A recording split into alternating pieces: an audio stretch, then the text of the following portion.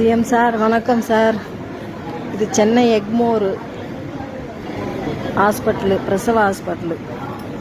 இங்கே நிர்வாகமே சரியில்லை ஐயா, ரொம்ப ஒஸ்துவாக இருக்குது.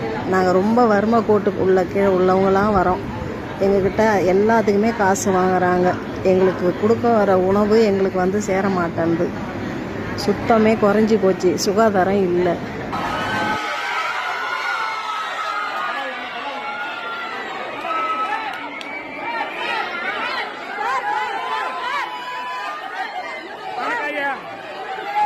சென்னை எழும்பூர்ல இருக்கிற குழந்தைகள் நல மருத்துவமனையில முதல்வர் விஜய் ஆய்வு பண்ணியிருக்காரு.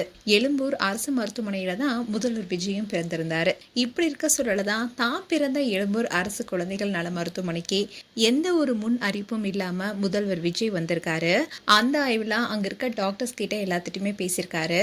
ஹாஸ்பிட்டல்லாம் நல்லா க்ளீனாக இருக்கா, எல்லா வசதியுமே இருக்கான்னு அங்கிருந்த தாய்மார்கள் கிட்ட நலம் விசாரிச்சிருக்காரு. அதோட முதல்வர் விஜய் குழந்தைகளையும் வாங்கி கொஞ்சிருக்காரு.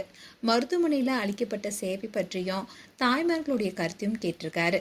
இதே மருத்துவமனையில தான் முதல்வர் விஜய் 1974 ஜூன் 22 பிறந்தாரு. இப்படி இருக்க சொல்லதான் எந்த ஒரு முன்னறிவும் இல்லாம இந்த எழும்பூர் மருத்துவமனையில வந்து ஆய்வு பண்ணியிருக்காரு. அதோட அங்கிருந்த தாய்மார்களாகட்டும், அங்கிருந்த மக்களாகட்டும் முதல்வர் விஜயை பார்த்து ரொம்பவே சந்தோஷப்பட்டிருக்காங்க. அவருடன் சேர்ந்து போட்டோஸும் எடுத்திருக்காங்க.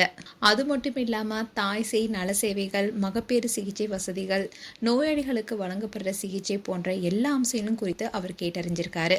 இப்போ அவர் போன இந்த வீடியோஸ் தான் இப்போ சோஷியல் மீடியால வைரல் ஆயிட்டு வருது. மேலும் இது போன்ற வீடியோஸை பார்க்க news Tamil kids channel subscribe பண்ணுங்க அண்ட் மறக்காம நோட்டிஃபிகேஷன் பட்டனை கிளிக் பண்ணுங்க.